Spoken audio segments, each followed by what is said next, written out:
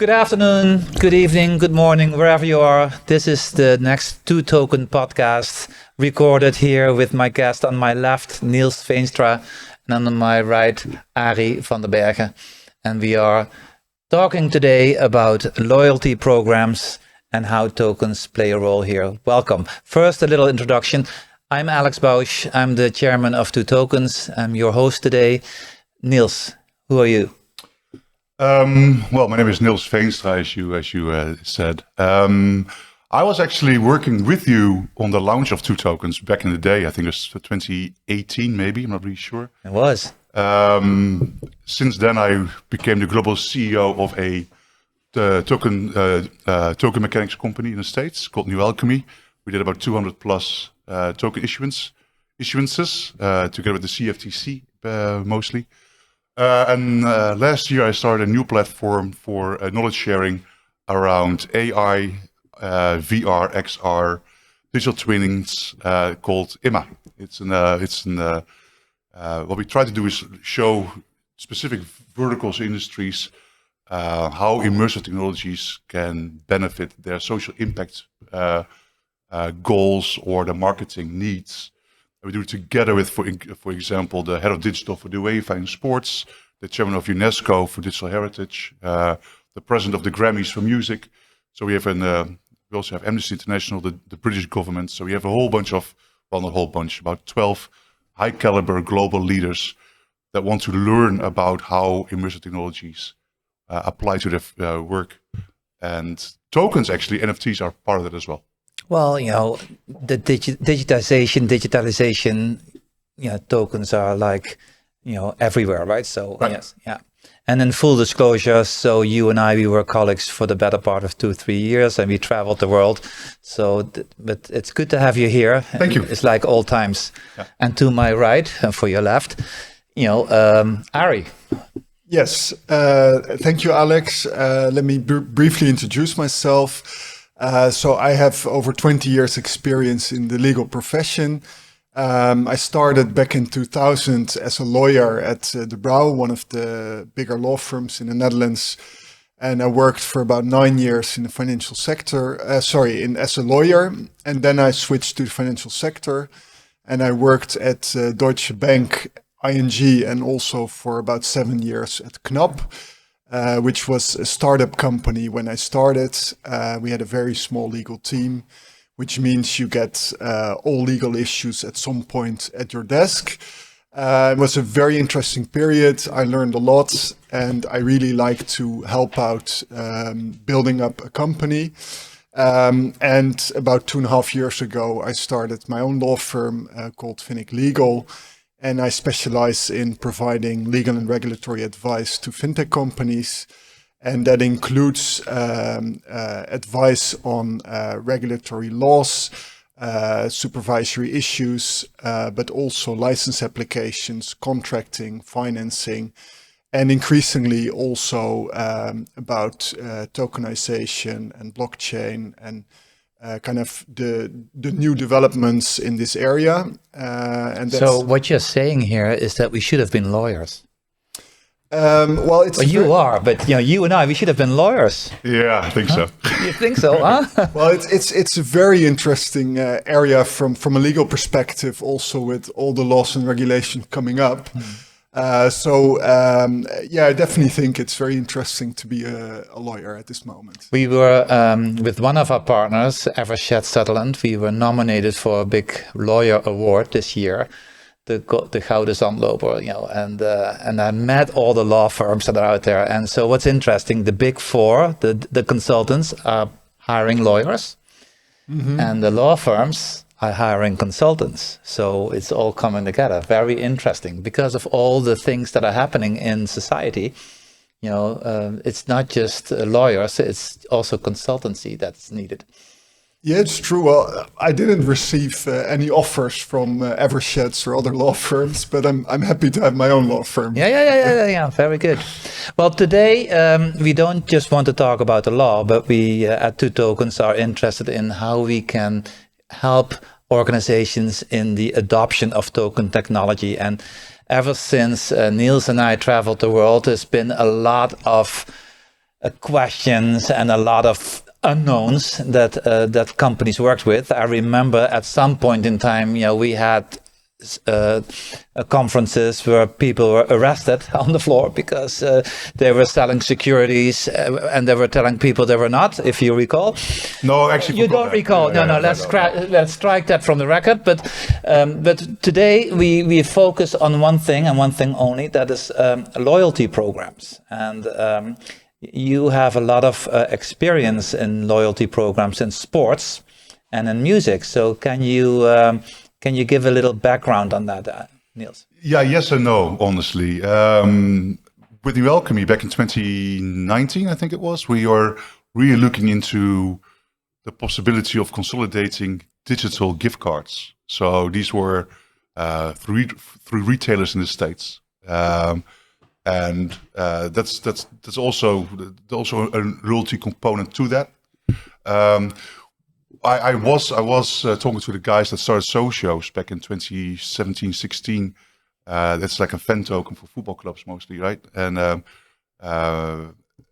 I think this is really the domain for you, Arie, because it's a very blurred line on what you can and cannot do, or what you should and shouldn't be doing. What you should do is contact a lawyer, and also do one that's good, because back in our day, lawyers didn't know either. No. They came to us for advice. Remember that? I remember, yeah. Things have changed. But for example, I mean, if you look at loyalty programs, if you look at, I think that maybe the 10 bigger loyalty programs in sports, and again, I'm taking a lot of it from the States, so it's not through European law and stuff. But I mean, the Boston Red Sox, that I'm a big fan of, they have their own loyalty program. There's a bunch of NBA teams as well. Nothing to do with tokens. They still don't have tokens. It's very similar to a ramped up version of the loyalty program we know from airlines, like Avios or Air Miles or whatever you have, Miles or More at Lufthansa. They go through your mobile phone. But I think the case should be made firstly of what a token would actually add to your loyalty strategy. I think that's very important. What can you do with the token? We can go into that, of course. And the second thing is, if you really go into the possibilities of the token and what you can do with it, you also get automatically, I think, into the realm of revenue sharing, maybe profit sharing, maybe even ownership and IP things. And you're getting close to maybe not having a utility, but a security. And I think that's something that Arie can talk much better about than I can. But I still think there's a lot of gray areas there, or things I said, I wouldn't do this. Including, by the way, for instance, it's socios. I mean, you can get in Juventus fan token. You get a voting right to design the team bus, for example. Really cool. But you can also actually sell your Juventus token on the secondary market. So there is a lot of, I think there's a lot of money to be made by lawyers there, because there's a lot of expertise needed. And trust me, they already do, right? So are you seeing any projects coming your way? Well, I see increasing interest in adopting new technologies, and I think blockchain is part of it. But in terms of tokenization, I think a lot of parties are looking at it, but it's not really taking off yet as much as it could. And I think that also has to do with uncertainty on property laws, because the property laws have been designed like a long time ago in when we didn't have a virtual world. And therefore they're not very suited and suitable for transfer over a blockchain. Well, we had our symposium earlier this year, right? We had a symposium on that, and we identified a lot of issues that could be resolved. And I think other countries are maybe a little bit ahead of us. To give an example, the Liechtenstein Blockchain Act has already adopted all the principles for digital transfer over blockchain, and I think that is probably needed for like the tokenization to really take off. But if a company or a musician wants to do a loyalty program for its listeners and wants to provide a mechanism that makes it easier for them to, join in on an electronic, online concert or whatever, what should that person do? Because within the current framework, you can do that, in fact. And in fact, there are a lot of companies already applying, Yes. And we for the sake of argument, let's just say that most people don't know what tokens and tokenization is. So let's just talk about loyalty programs, right? And we established this year in one of the expert sessions that there's still a lot of things indeed on property law. There's a lot of things and questions on fiscal law.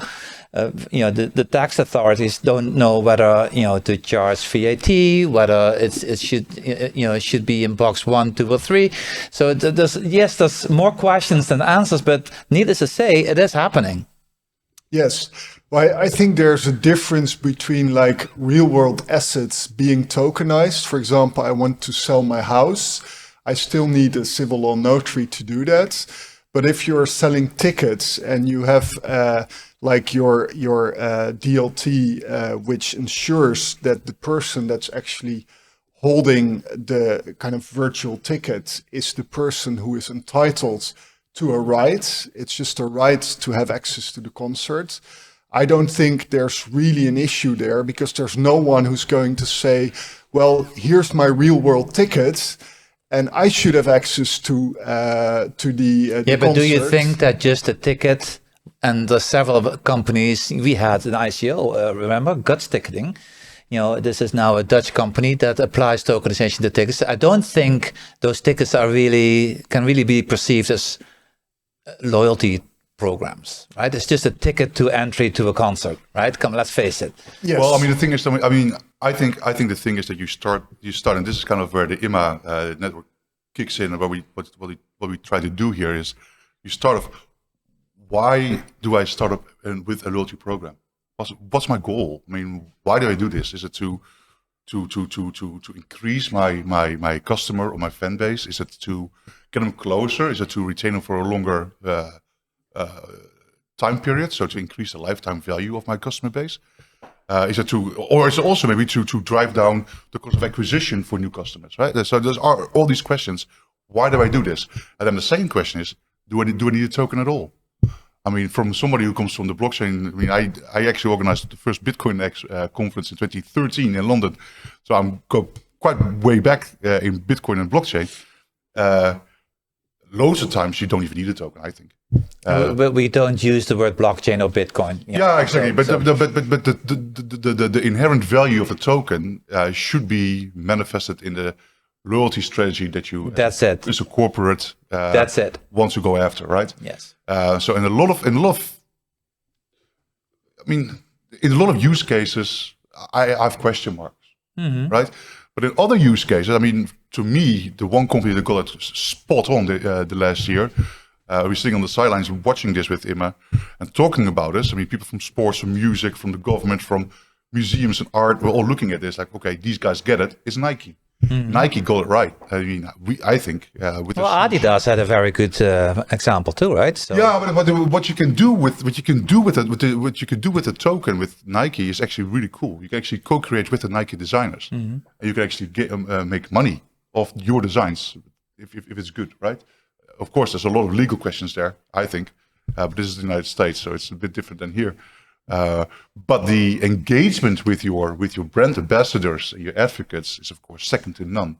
And for these people to actually create virtual apparel or sneakers or whatever that can actually be put into the physical world as well, and earn money with this alongside the designers of this company, that's a really cool example of how you can use new technology to really deepen your ties to your existing and new customer and fan bases. Yeah. So that's the first question. Do you need a token? What do you want to achieve, and do you need one? A token, that is. And yeah. So, but yeah, to comment to that, Arie, because you are part of the working group, the loyalty token working group, among others, Ledger Leopard and Thanks Network and Celebratix are also part of this.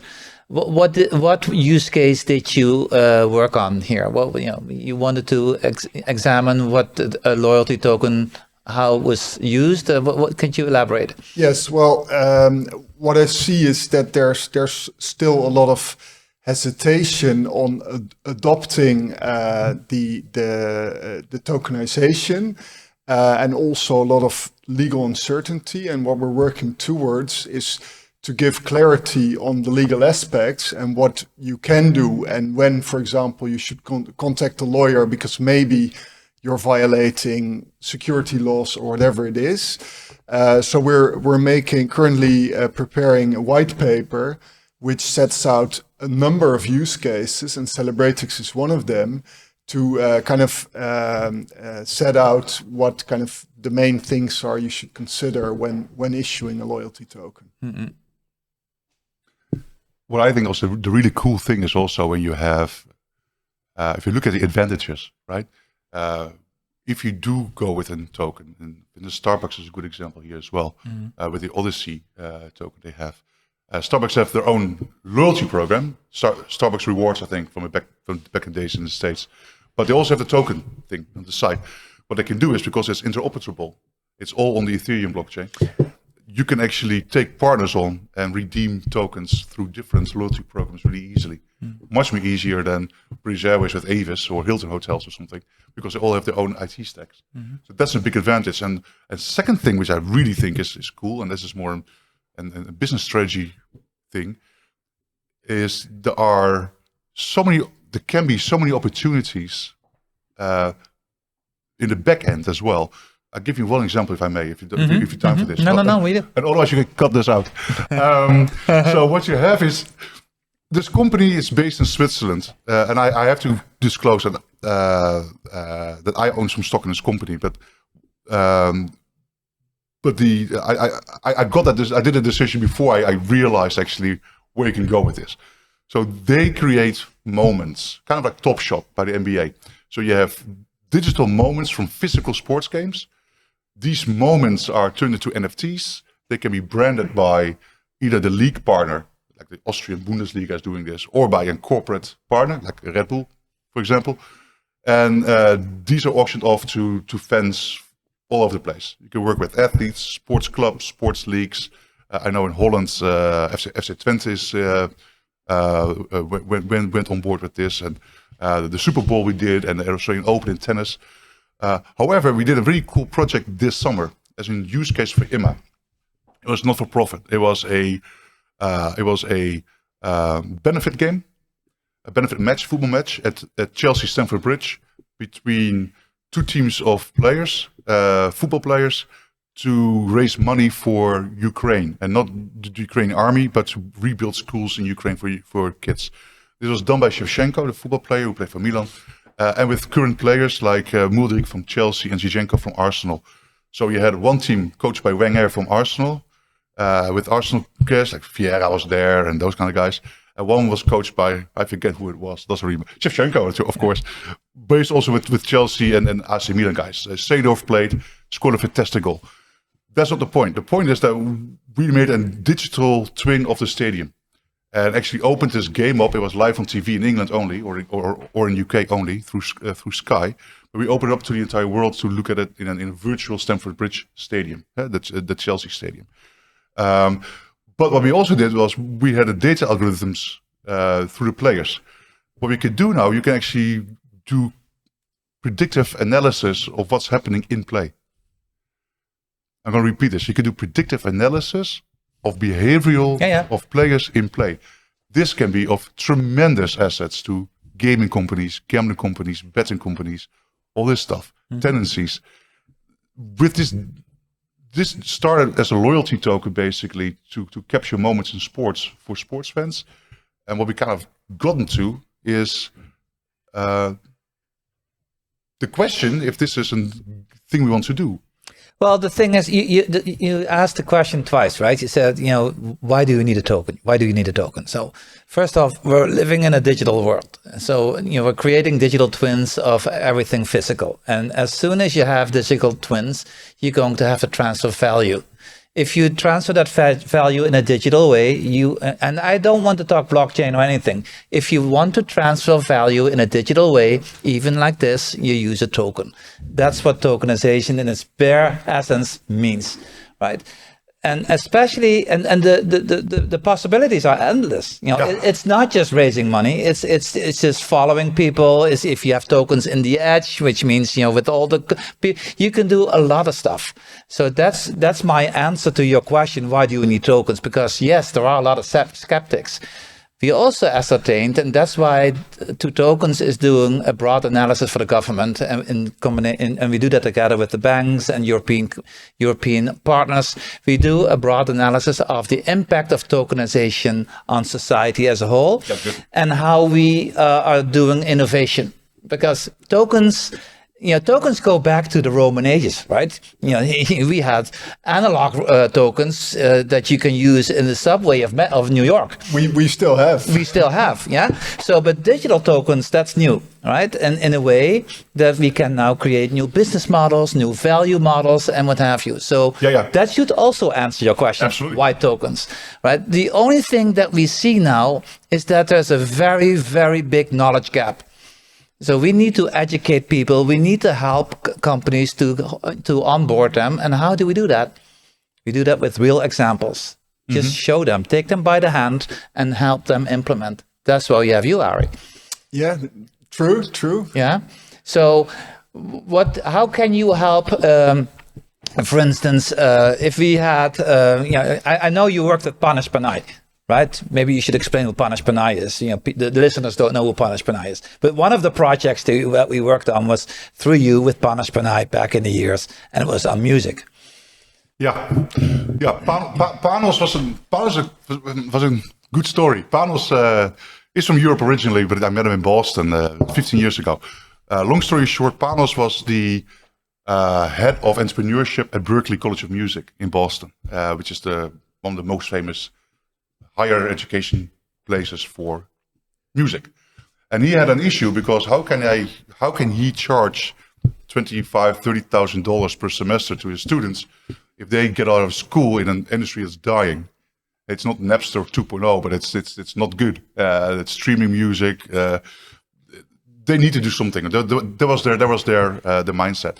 So they come up with the Open Music Initiative. It was basically the entire music industry coming together and figuring out how can we deal with digital rights. And from that actually came our blockchain projects, like Settled back in the day, ownership of tracks and instant reimbursement after radio play, for example, and those kinds of things. Panos, by the way, is now the president of the of the Recording Academy and the Grammys. So he's in the steering council of IMMA as well, because metaverse is the next thing. Digitalization of events. Will people still come to a physical concert? Well, that's all about loyalty in the metaverse. Yeah. Yes, but there's also a field of conflict between physical experiences and digital experiences in sports and in music. That also ties into the loyalty aspect, but it ties big time into the revenue capacity of artists and sports clubs and leagues. So all these disrupting technologies, of course, are very good for the legal profession. Absolutely, but they're also amazing if you think about this. That there are so many questions that should be answered. So if you can set up I'm not going to say a think tank, but a collaboration of smart people that will actually take us forward and show the way forward in a trustworthy way, by the way, because I've seen so much stuff in the last 10 years around the blockchain space, but that's very important. We don't use that word anymore, blockchain. Okay. What's the word this use? DLTs? No, we just use about decentralized but in the end, most people don't want to hear about it. They just want to know what it does for them. Yeah, but that's the thing. And so underneath the plumbing, the legal, it just has to work. And that's Yeah. why we are here. But if we want to tell the average company to implement a loyalty program, he doesn't want to know there's tokens on it. I'm not going to name names, but there's a couple of loyalty programs that rolled out that nobody told them there was NFTs in there. It would just alarm people. No, and talking about the revenue models, we have in the white paper a very good example. It's called the Titan token, and it's kind of a new revenue model being set up, whereby you can buy tokens to get education or to have your paper being reviewed by a professor and things like that, which makes it possible in theory outside of university to offer your services, and if you're a professor, and to make money out of it. And if you're a student, you don't need to go just to the University of Amsterdam or Groningen or wherever it is. You can choose your own education. And I think that's a very good example. They're also offering NFTs and all kinds of things, and rewards also if you're, for example, attending courses, or if you're joining certain projects and things like that. So there's like a lot of engagement with the students. And I think that's a very good example of where you, on the one hand, disrupt or renew like an old industry.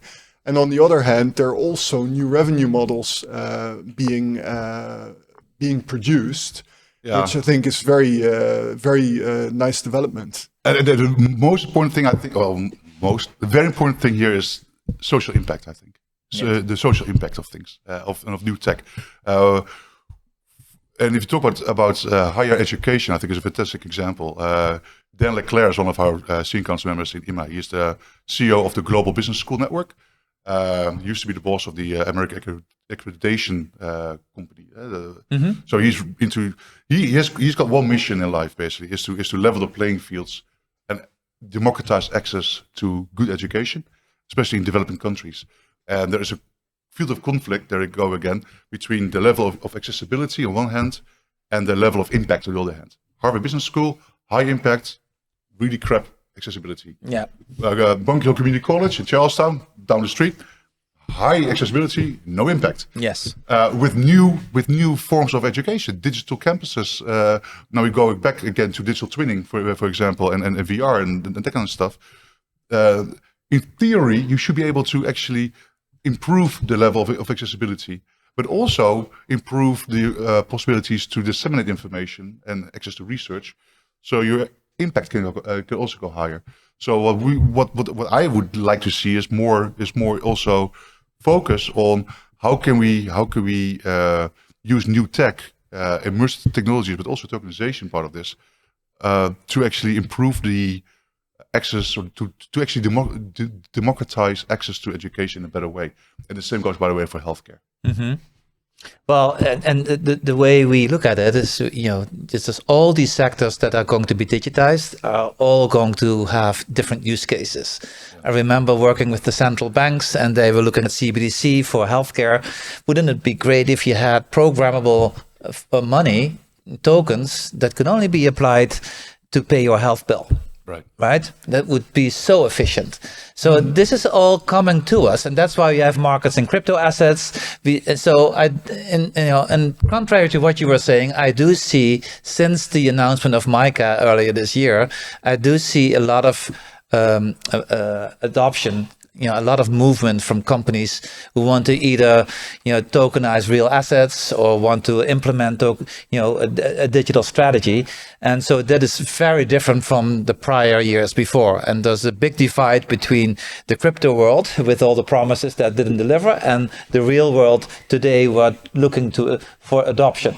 And you must have seen that too, right? I do think that MiCA really helped to create legal certainty, at least in Europe, on what you can do, what you cannot do, how you should do it, etc. So I do think it really helps the industry, and it also helps the tokenization of assets. Obviously, you're more on top of all the developments than I am because they come to me at a later stage. Well, we are with 2 tokens, and the 2 banks, ABN AMRO, Rabobank, and Catena, were in the DLT sandbox. And this is a European sandbox, and we will talk to the regulators, DNB, AFM, BaFin, about applying Euro stablecoin. And can't say too much about it. I'm sure we'll do a separate podcast on that. But that just gives to show you that we are beyond ideation. We're really looking at adoption, and this is not going to go away, right? This is here to stay. Yeah, we'll also go back to the topic at hand about loyalty programs, right? Yes. We said earlier that it all depends also on the corporate strategy. Yeah? What does a company or organization want to get out of their loyalty strategy and the marketing strategy? One big aspect here that tokens can play a really big role in is ESG. Yes. So and the building of goodwill, there are plenty of examples. SC Johnson was one of the first ones to do it, a chemical company in the States, that they tied a token to plastic bottles only to be used in certain developing countries to purchase school books, for example, for kids. So the parents couldn't take the money and go buy other things. But for instance, IMBEV did something also in the States with Stella Artois, where they had a partnership with water.org, the charity. I think Matt Damon is part of that actually. But anyway, with water.org is digging new wells and installing new pumps, financed by a token that comes from buyers or customers of Stella Artois in the States. So you can. But this is a real good example where an ESG token could also be used for loyalty. Yeah, or vice versa. And vice versa. And to your point, ESG, with the whole new legislation on ESG, I learned earlier this summer that if you don't do your ESG reporting, if you don't log it, and Organda comes and finds you 3, 4, 5 years from now, well, one of the you can be personally liable, right? Yes, well, one of the problems of reporting is you need data, and to get data is often very hard because you need to track what happens, for example, with your bottles or with your house and the heating and things like that. And if you tokenize assets, then it's very easy to obtain those data because it's just on the blockchain. And that I think is a solution that a lot of parties are looking into to make it easier to obtain those data. Product passports. Yeah. Interesting. Yeah. Any closing remarks for our listeners? Because we could talk on and on and on, but we don't have that much time. And by the way, everything that we're talking about, why tokenization and legal, you did the masterclass, right? And in the masterclass, the session that is last is with Johnny Fry. Johnny, right? Yeah, Johnny. And what do we do at the last session? We talk about real examples, real businesses. Okay. And one of the businesses that we do in the current masterclass is on plastics. Okay. And ESG is one of our current working groups. So it's cool. We should exchange notes on that, especially what you're doing with IMMA. But what do you have for advice for the listeners? Well, I mean, there's a lot more to say on the legal aspects of tokenization, but I think a lot of people are maybe a little bit hesitant to tokenize their initiatives because of uncertainty. And I think when you look at it, often it's not that complicated as people think. To give you one example, often people are concerned that when they sell something, it is a security. But that has to do with what actually are you selling? If you're just selling a ticket, it's not going to be security. If you're selling like a right to have profits of a company, yes, then it is. No, but there's a gray zone here because there is a gray zone. As soon as an artist sells, I'm not going to name names, but there was artists that made special one-off collectibles that they could buy, that they sold at, for 10 euros, and within 24 hours they were worth 1,000 euros because there was only. Yeah, but it's so not all of a sudden. Then it's, what is it? Is it a security? But it's not just what you sell, also how you sell it. Yeah, I mean, if you're implying an expectation of profit, you're getting really close. No, but really it's fast like to the old baseball cards, right? If you bought baseball cards in 1956 of Babe Ruth or whatever. Yeah, but these are closing remarks, right? You're not going to the utility for security. No, topic. but that's exactly what Arie is saying here, right? But I mean, if you're going to sell just one piece of art, it's not going to be a security. If you're going to sell a whole range of similar art pieces, like you make like 1,000 copies and you're going to sell it, yes, then it may be security. But often people can feel when they get into like a gray area, and that's when you should seek advice. But there are often some rules of thumb that you can use, and that's what we're going to address in the white paper, and I think if there's some more clarity, and I think Micah is definitely going to help there. I think people will probably feel more confident to use tokenization. So that would be my advice. Read the white paper and just talk to. If you Talk to you. Well, you can always give me a call. That's Join the masterclass. Also, yes. I mean, there's a lot of information available, and just deep a little bit deeper into it, and you'll find out where to go and where not to go. All right. That is your closing remark. Yeah. You have So the final word. Yeah. So the thing is, one, are tokens for you? Well, many times people don't know they have tokens. The thing is, no, but if you're a company or your organization, you want to look at your loyalty program, and you have to think, okay, should we do this with tokenization? Yes or no? I think there are a few things that can hold you back. One is lack of knowledge, as you said, from a corporate strategy point of view, and business development strategy point of view, and a marketing strategy point of view, and the reasons why you want to do this loyalty and how you want to tie it in with other things like ESG or whatever, or partners and partner ecosystems. There are good resources, good people out there that you can tap into that can help you here. People with business ideas have done this in the past, right? That's one. Two is legal. There are absolutely gray zones, and that's why we have the roadmap, right? The token roadmap. Yeah. And then you have the legal thing. I mean, absolutely, it's absolutely, I think, imperative that you talk to a good lawyer. Yeah. Third, and that's more for the technology people, make it easier. Mm-hmm. The user interfaces, but also the need for digital wallets, for example. So there are ways to make this much easier. Get it way out of the geekydom and more into the mom and pop sphere. So I have to, because you should know, in full disclosure, we had the first working group in 2020, and that was the 2 token. And Nils was part of the 2 token working group. And we revived the 2 token working group to the fellow token 2.0. So I have the final say here. To these gentlemen's point, make it simple. Just sign up for the 2 tokens fellow. And if you scan the QR code, it's right here behind me.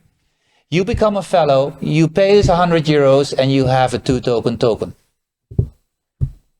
Is that easy enough? Sounds good. Sounds good. I signed up, so. Did you sign up yet? Not yet. Oh, thank you, Jens, for having you, and I'd love to have you back next year. Yeah, perfect. Tell us more about IMMA and what you're doing. Yeah, cool. All right. Cool. Yeah. Yeah, certainly. Thank you, Alex. Thank you, Arie. That was it for today's podcast. Thank you for listening in, and please subscribe so you don't miss out on our upcoming episodes. If you want to get in touch with us, you can find our contact details at www.twotokens.org.